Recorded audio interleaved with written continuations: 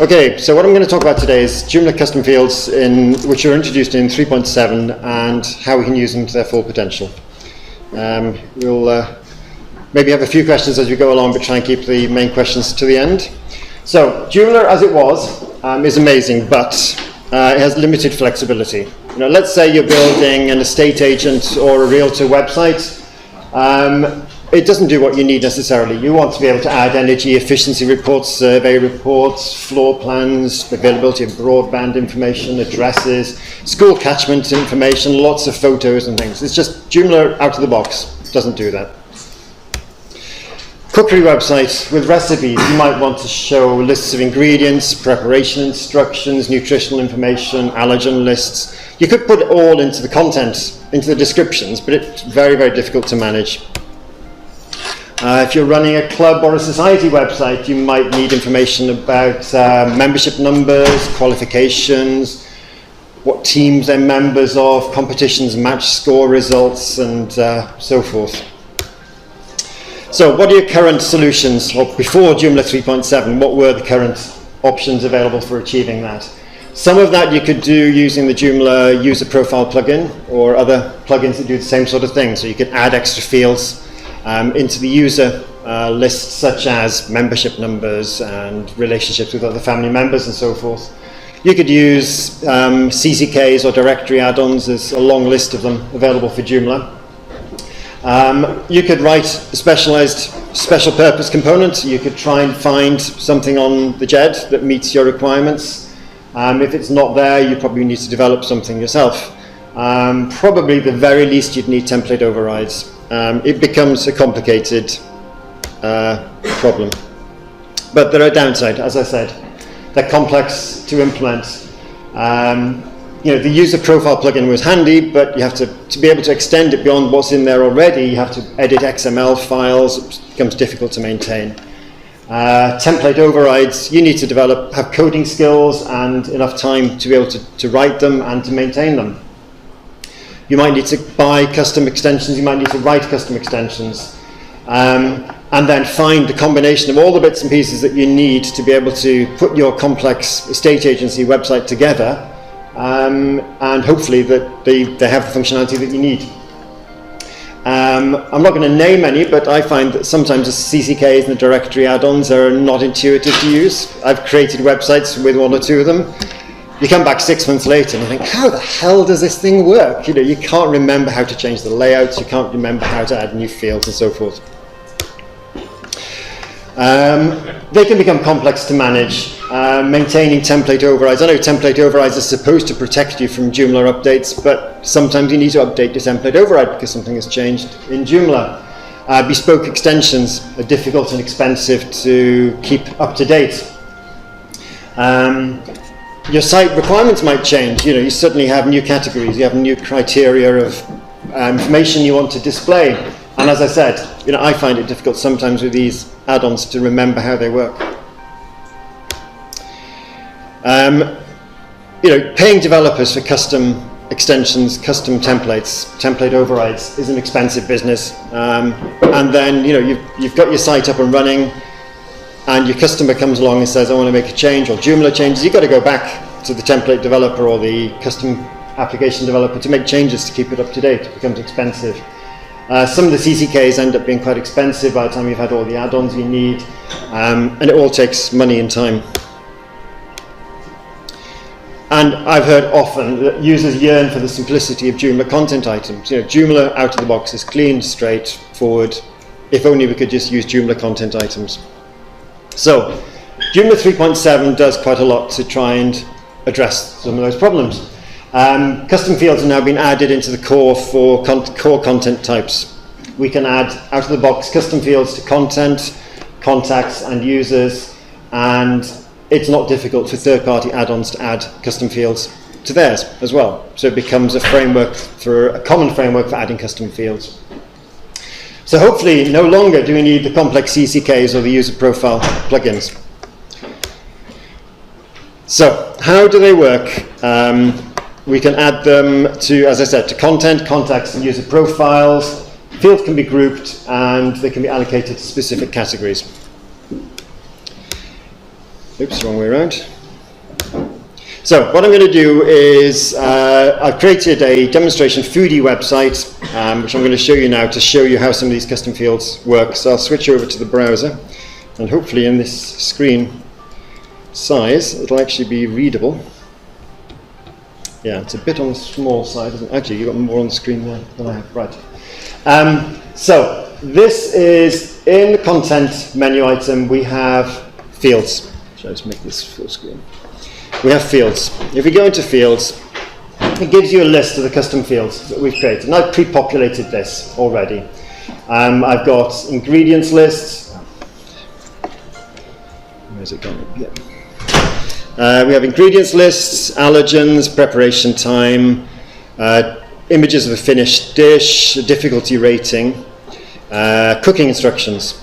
I've also got links to chefs, pages about chefs. I've got information about the location of restaurants. For chefs, information about where the chef's current restaurant is and any awards that the chef has currently achieved. And those have been organized. I've got some groups here. I've got recipe fields, chef fields, and restaurant fields.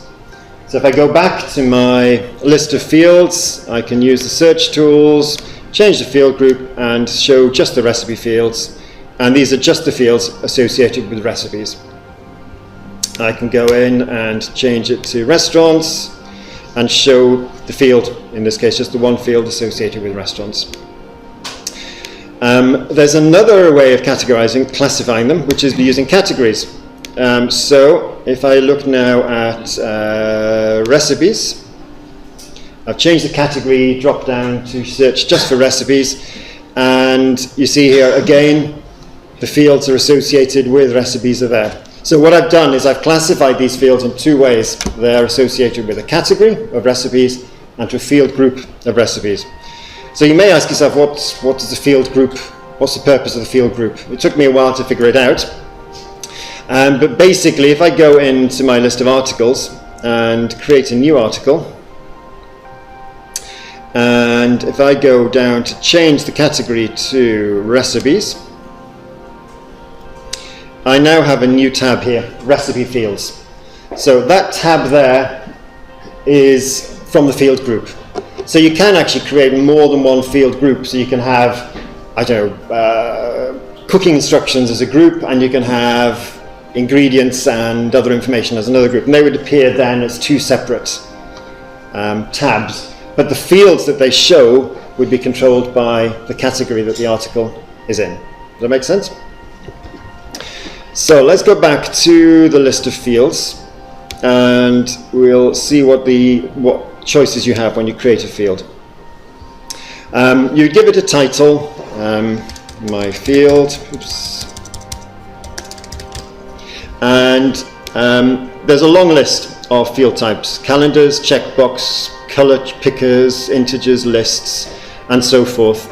A couple of these are not standard. I've added them as custom field types that I've actually written myself. So that's another benefit. You can actually create new custom field types, or have somebody do them for you.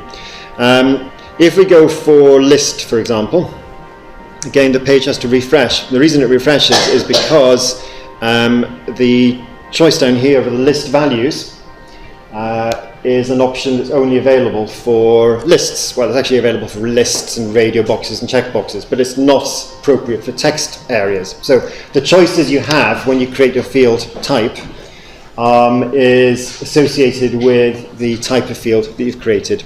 So we would just add a text, and we'd add an option value, and when you make it, when you added it to your when you saved it and added it to the field group and you edit the article, you'd see it there. I won't save that now. I'll show you one of the ones I've already created. Let's find a list one. Allergens here. So it's my list of allergens, and I've got here milk, nuts, mustard, crustaceans, sulfites, etc. So forgive me if you have an allergy that I haven't listed, but I try to be reasonably comprehensive. So if we now go into an article, and let's search for a meat and poultry recipe. we can go and edit the pizza recipe. And you see the recipe fields are there, and we have a list. A text area field for our ingredients. Allergens, I set it up as a multi-select list, so I can add in other allergens. So I can say now that mustard is in my pizza recipe. In my case, I've also created a text field for the preparation time, an image, and difficulty rating, a bit of an HTML editor. So basically, you can easily add all these fields to your articles, and all of a sudden, you've got a structured recipe with the information you'd need about a recipe. In my case, I've added in here a new field type which I've created, which is a related article. So you can go in and create a linkage to, in this case, the chef. So we know which chef created this recipe. So that's basically how you go about creating fields, field groups, and categories. So it's a very quick introduction, but does that make some sense? The best way to understand it is really just to play with it. I'm going to show you a few more subtle things that are hidden from your first view in just a minute, but that was just to give you a quick introduction. So any questions about that before I move on? No. Okay. So let's go back to the presentation. So we've talked about creating different fields for different content types, which you've all done by category and by group. So that was the first step. We now want to customize the output, because it's all well and good creating this structured recipe. We actually want to show a structured recipe on our website. How can we go about that? Well, the first way to do it is to position the output by the field. Now that sounds very promising. We go into, let's go back to our fields, and let's say our ingredients list here. There's a tab here called Options. If we go to the bottom of that tab, Automatic Display, and basically it defines how the custom fields should be integrated into the content. And that sounds promising, apart from the fact that the three choices you have are after the title, before the display, and after the display. In other words, you can have it appear on the page after the title of the article, just in front of the main article text, and after the display, or have it not appear at all. So there's limited control there. You can choose where the label appears. So if we now show you what that would look like, let's go to a recipe page here. This is chicken katsu. I don't have the real recipe, I've just put it in Latin, so you can ignore that. This is what it looks like out of the box. I've got the title, the preparation time I've set it up to appear after the title, so that's where it appears. Oops, sorry, I've got fat fingers here. Then I've got the description, and then I've got my, after the display, I've set up the ingredients to appear, the allergens, my finished dish image, difficulty rating, oops, and the cooking instructions. Not very pretty, is it? Doesn't really, if you're creating a recipe website, that's not what you'd want. You'd want quite a bit more than that. So, what are the alternatives? What can we do to take it forward from there? There's actually more bad news, unfortunately. We can't control whether we display the custom fields in lists separately from articles. So if it displays, it'll appear in your category blog and it'll appear in your article. You can't say I just want it to appear in your category blog or in your article. Well, I've actually got a pull request in GitHub to make that distinction, so there would be an option to choose where it would appear. At the moment, there's nothing out of the box to make it appear in your modules. So if you have a category articles module, you can't display the custom fields there either out of the box. So that's somewhat restricting. So what are the other options? Well, thankfully, there's a content plugin available for custom fields. So if I show you how that works, I have in my article,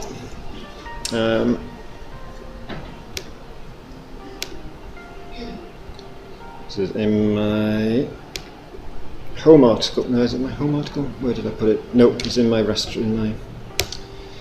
It's my chicken katsu recipe. Sorry.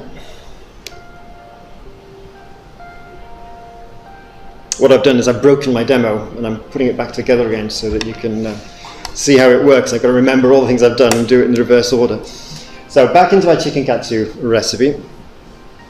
You see here, I've got a couple of content plugin outputs. Field 1, I've got field 1 comma special, which we'll come to in just a second, and field 1.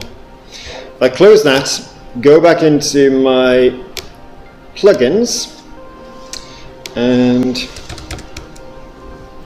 re-enable the content plugin. The content plugin is enabled by default. I just switched it off so you could see out of the box how it works.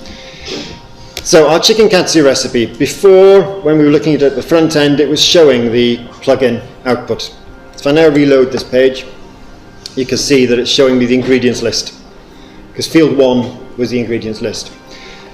Because unfortunately, again, you can't use the field by name, you have to use the field by ID, which is not brilliant.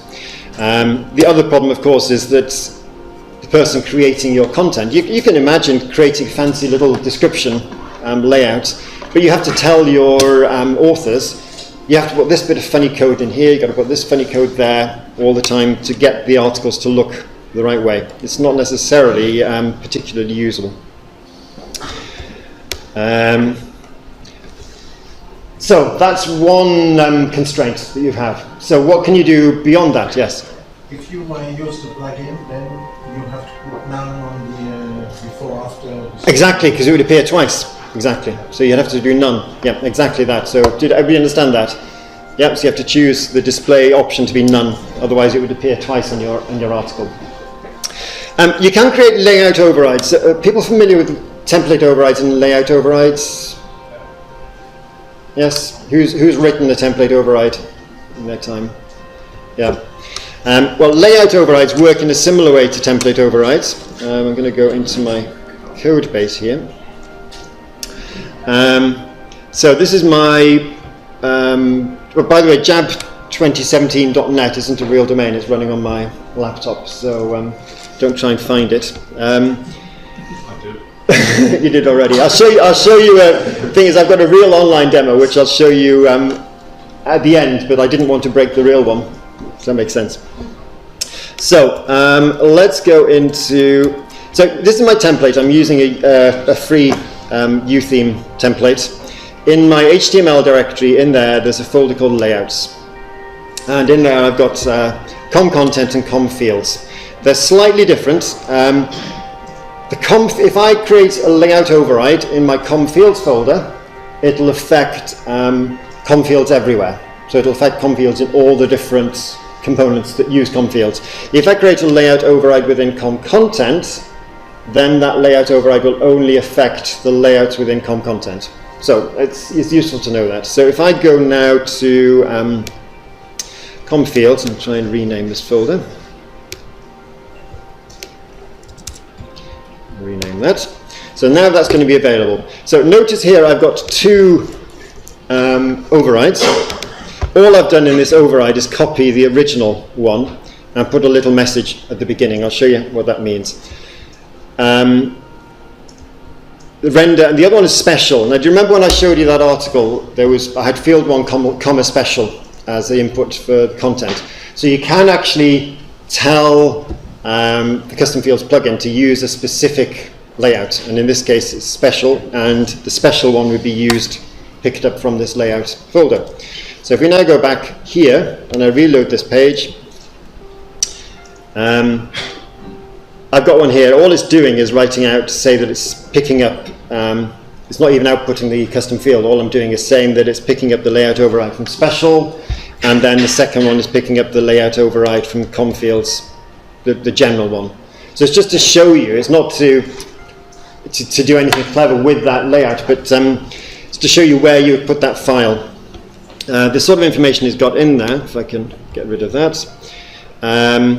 It goes through, if you were to look at that layout in detail, you'd see that it lists through the fields, picks up the fields. If the field value is blank, it doesn't display anything, and otherwise it just renders the output. So it's not doing anything particularly clever, but if you wanted to change it, and you wanted to put wrappers around some of your fields, or do some fields differently to others, That's one way of doing it. Now that render field, as opposed to the special field, that would affect the output of all your custom fields, not just the one from the content plugin. Does that make sense? So if you were wanting to just affect the one in your content plugin, you'd use a special layout and create a special layout override for it. Right. So who thought that was easy? Lots of many. So we talked about universal layout overrides and component-specific overrides and special layout overrides. You can also use template overrides. And what I've done here is, let's go back into the back end. Oh no, not back in the code here. So let's hide these and go back now to my article. Rename this folder.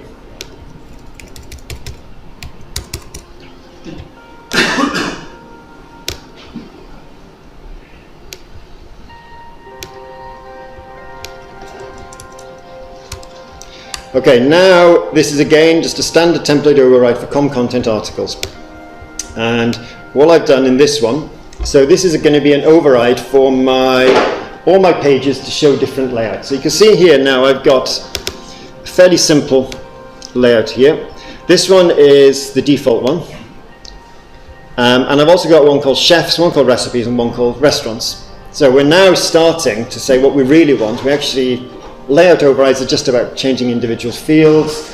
The content plugin is not really ideal because you've got to get your end users to put them into your articles, which is not usable. So really what we need is probably a template override to have real control.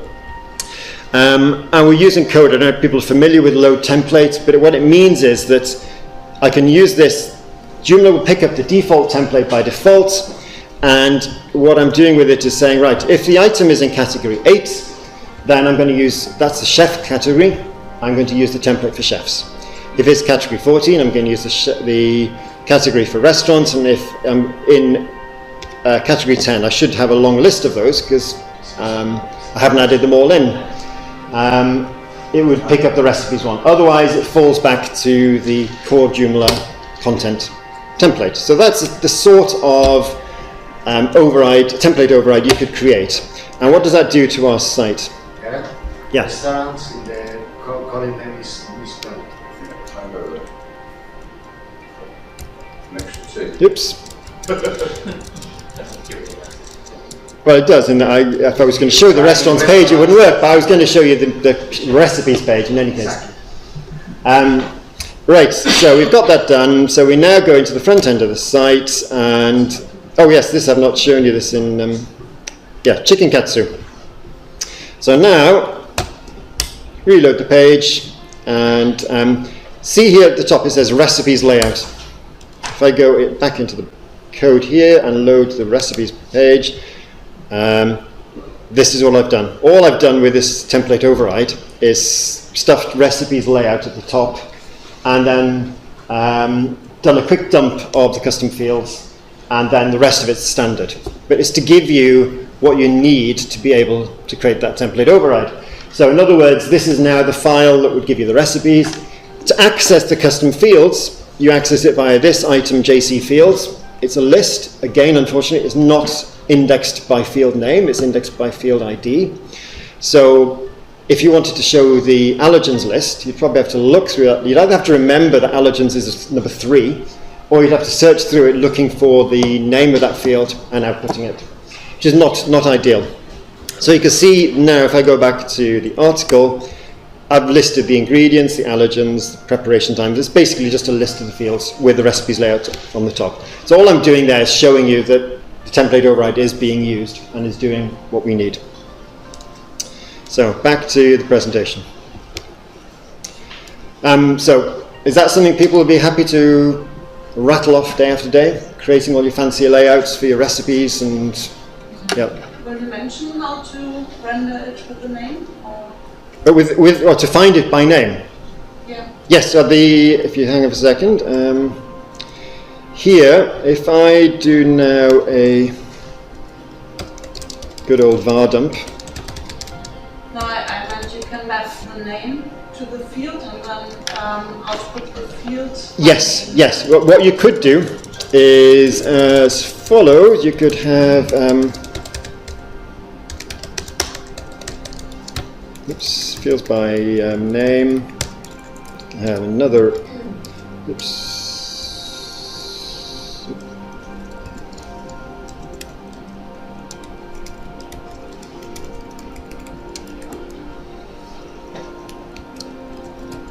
Probably not a good idea to coding on the fly, is it? But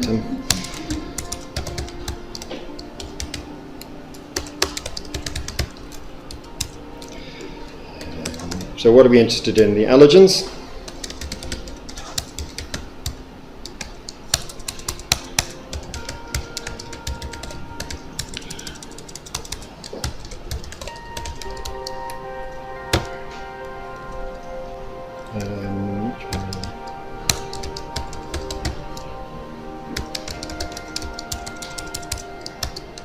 Tell the quotation marks are not in the same place as on my main desktop. So if I go back here, so it's now outputting the label. So all we've done here is we just created a new array where we've indexed by name, and now we can access it. So it wouldn't be difficult. I probably should do a pull request in Joomla just to say do a mapping of one to the other. It's included in the context already? Say again? It's in the context, it's already included. Oh, in context, is it? Yeah. Right, okay, well it's not in content. But the No. name doesn't have to be unique. The names might not be unique, that's one problem. By category, you might have the same name in different categories. Yes, it has to have a name.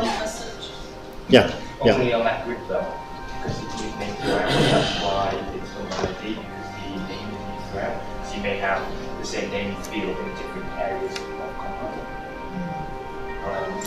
Concept, that's why Zoe, that's why I did it by ID, Yeah. and not name. But we could, it'd be easy to write a helper function that would give you the field by name. You know, I was actually thinking what we should do is have a couple of helper functions to do some of these things just to make them a bit easier to use. Right. A small remark that you have also the raw value. Say again?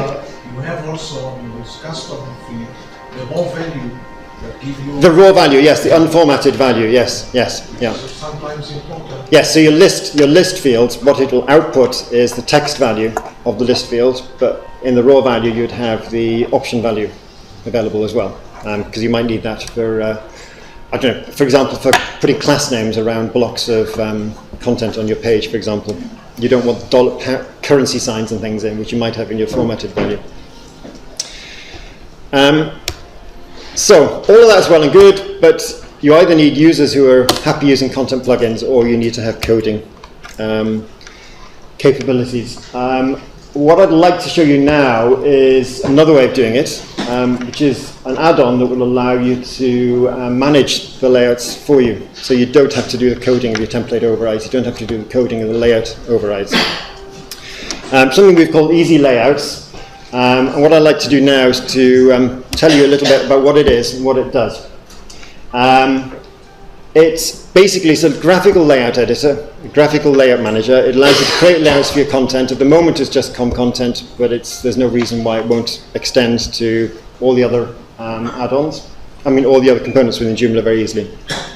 It allows us to create layouts on the fly by view type, so your category blog separate from your individual articles, separate from your category articles, module, and so forth.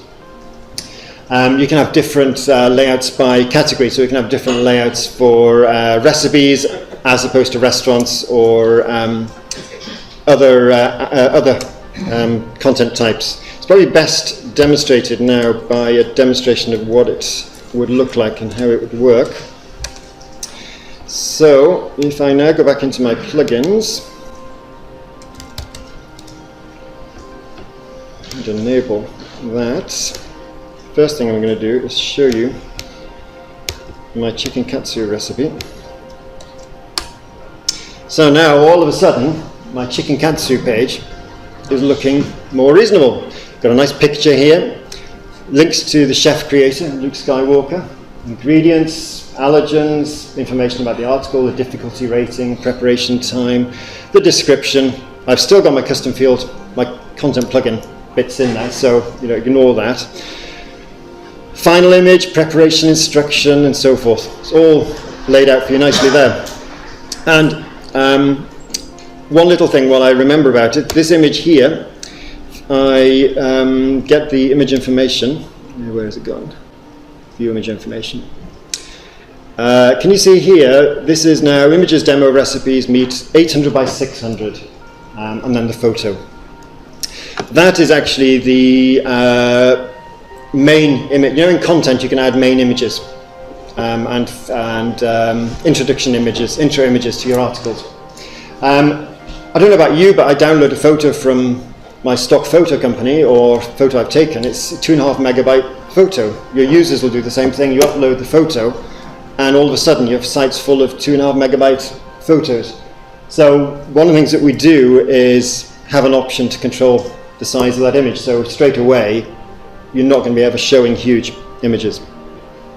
If I show you the meat and poultry page now, the list of articles, we've got a category image, separate, different information here. We're not showing all the fields, we're just showing a subset of the fields, and so on. And down the side, it's using the category articles module, picking up the image. Again, this is something you'd have to use a template override for the module to get, because there's no way of getting custom fields at the moment into module output. If we looked at the menu at the top, the restaurants page, the layouts in this case, oops, what did I do? The API. Oh, I changed the anyway, there was a map. If you see it flash up very briefly, the map was there.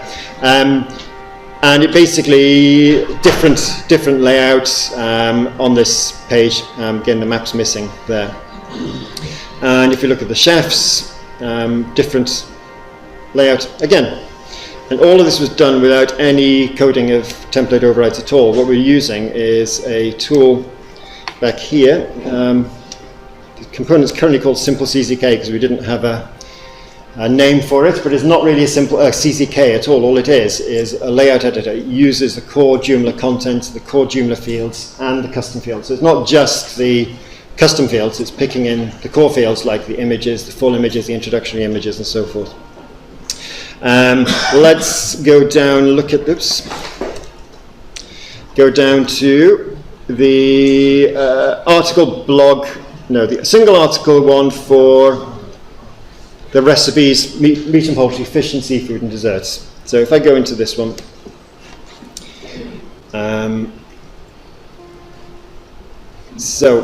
with the screen sizes it looks a bit strange because it's been chopped off at the side. But here what I've done is I've specified which categories this layout applies to. It's got options to hide and show advanced options, so you don't have to have all the complex options. I can choose an output framework, Bootstrap 2, Bootstrap 3, UIKit 2 or 3, or no framework at all. And we don't load any JavaScript or CSS in the front end at all. All we're doing is using the appropriate HTML tags to output the pieces. And it's all based on rows and columns. So we would create, this is the dark blue is a row, the light blue is a column. So we've put in the page heading, the article heading, combined content, icons and so forth in the top row. The second row has 2 columns, and the first column has 2 sub-columns. We can add new rows. And say how many columns you want in this. So let's say it's going to be a 3-column one. You could put an HTML around the top and the bottom of that row. Save that. And at the bottom we'll have our new row. We can add new fields into this. Choose the field type, and let's say we want one of our custom fields. Again, you can put an HTML wrapper around it. Layout, whether you want the layout to be a block or a field. So in other words, whether you want it to force a new line where it is or just to be inline. Most of the time you probably want it to be inline. Choose the custom field type. Let's say it's going to be the finished dish image. And because we chose an image, we now have new custom field options available. Say what the scaling is. This is not the scaling of what's going to be displayed on the site. This is how you're scaling that, the actual size of the image. The size to be displayed to be controlled by the CSS. Does that make sense? So you can just add that to the field, to the column. If you don't want it where it is, you can drag and drop it and put it in another block. You can even move columns, so you have 2 columns there. So basically what we're doing is we're just handling that grid layout, generating the output in terms of HTML, and then picking up the fields, putting them where you ask them to be, and outputting them. There, what else do I need to show you?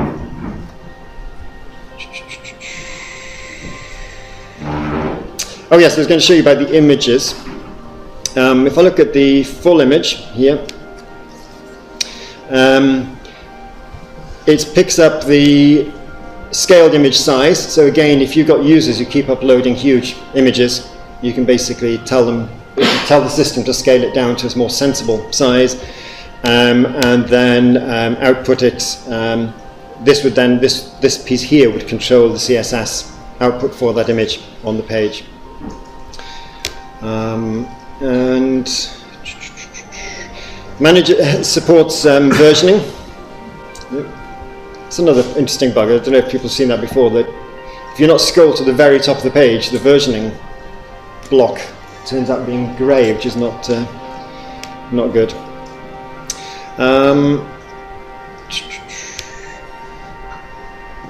That's basically it. You can basically, as I said, you can create layouts for all your different types, as I've got here, including the category module. So you're not just limited to controlling the output on your component. You can now control the output on your modules as well, and say which categories they're going to be available for. So if we go back to here.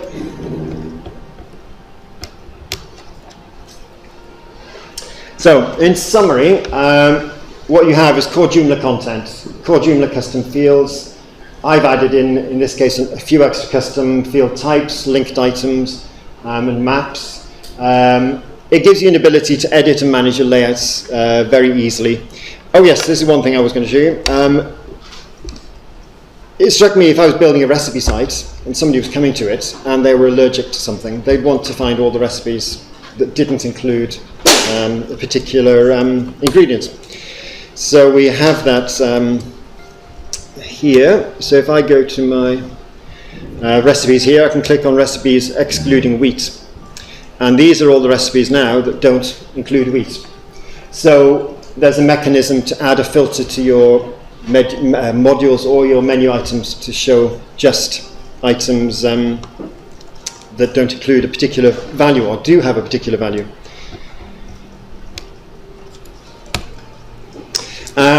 New features we're working on, conditional field display, so that you only display some fields or some part of your output dependent on the value of some other fields. We want to add in a filter module so that you can dynamically control what information is output on your page. We want to create customized edit pages. I don't know, does anybody use JEvents? Something that I was involved with. That's one of the things that we do in JEvents is you can create edit pages for your events. You can control how the edit page is set up. So you can imagine if you have somebody on a recipe site, you just want them creating recipes. You don't want just them to have access just to the recipes category. There's a lot of things you want to hide. You don't want them to see all the bits of the edit page that you don't want. So that's something we'll be incorporating in basically as well, which is controlling the layout of the edit page as well. And we're looking to add more custom field types and outputs. So for example, we have a link between recipes and the chef. Well, it'd be good on the chef's page to show a list of all their recipes. So there's a two-way thing.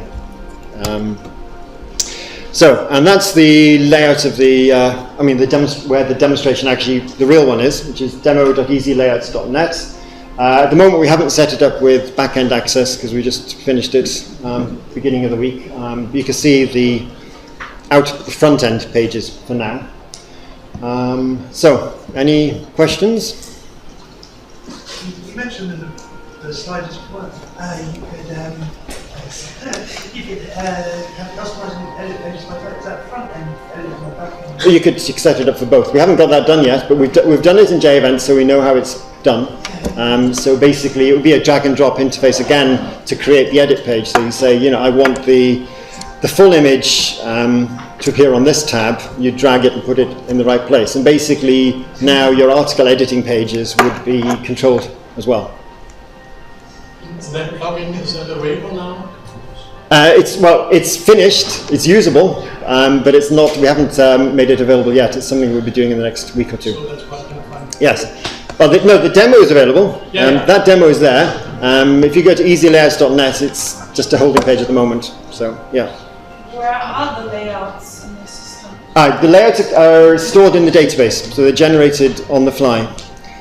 So we chose not to, because one option we could have chosen would be to write a template override.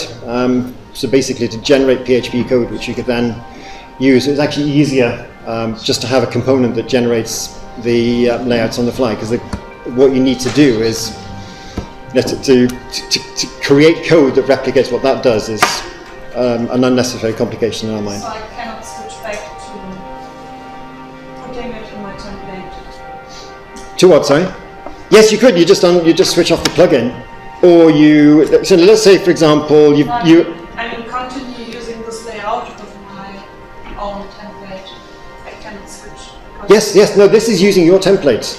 All we've done is, if we go back to the demo here, this page here, this is using the standard uTheme master template.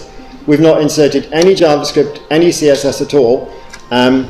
All we've done, this because it's a UIKit template, all we've done is said this block is a UK width, this one's a UK column, whatever the HTML tags that's needed. So all it's doing is exactly what you would do if you were doing a template override or if you're writing complex articles. I meant extracting the layout back to my template, so I have the possibility to Fine tweak it, you mean? To code more. Yes, at the moment that's not available. It's something we've thought about. It's not something that's available at the moment. Depending on what more you wanted, you could potentially add that into the product as well. Because the product new is going forward to being enhanced every minute. So if there's a feature that you're saying, well, I need this, but I'm not doing it, okay, well, we can add it into the component. Generate PHP. Yeah, generating the PHP could be done, but it's probably fraught with difficulties. Then you're also overriding uTheme will come with a standard override or a lot of template override a lot. Yes, actually that's true. A lot of your template so overrides. If we start generating one, we're potentially overriding that. So it's just an unnecessary layer. When you can do it on the fly with very little overhead, and you get what you want, and what versioning should you break it. It's not like doing a volatile style all the time, and you put all your custom fields in a nice overall layout which you can drag to any particular. Oh, yeah, potentially. If you're building a very sophisticated site for somebody and you want to knock up a quick prototype of what it would look like, this might not be how it would look for them eventually, but you could use this to quickly lay things around and say, what do you think of that? You could even do it when they're sitting there in front of them and say, should we move this block here, should we move that block there? Then when they're happy with it, you could then go off and recreate something more fine-tuned in a template override when you actually have time, but get the initial quick impact with the client just with the prototype. Anything else? Yeah. One general question about custom fields. Yes.